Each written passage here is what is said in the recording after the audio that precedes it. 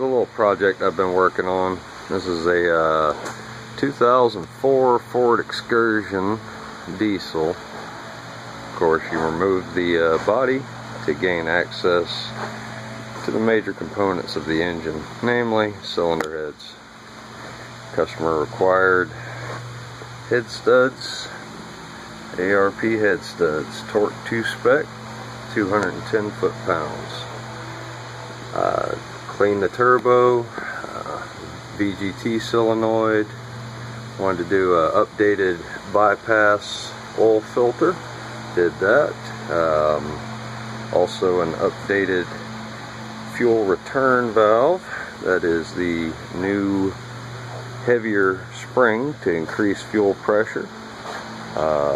New head gaskets, of course. Cylinder heads have been cleaned. Valve guides installed. Intake manifold gaskets all cleaned up, nice and pretty, ready to go. Of course, EGR delete was done to this vehicle a couple months back.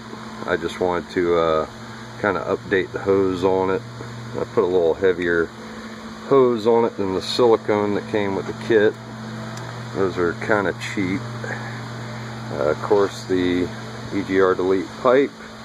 There you can see just the corner with the part number of the cylinder, new cylinder head gasket.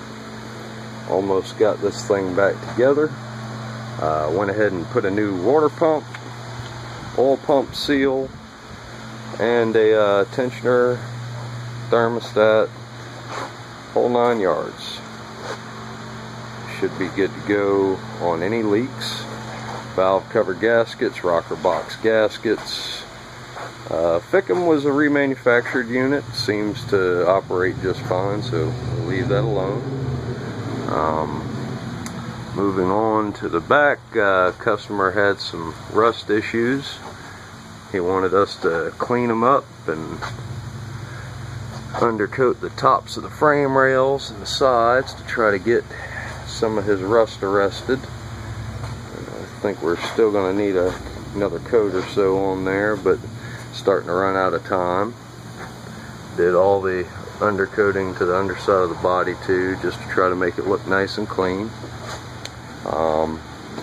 This vehicle was already very fast to begin with.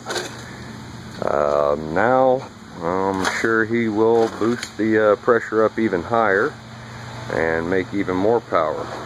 The turbo sock there is hopefully going to keep our intake charge a little bit cooler.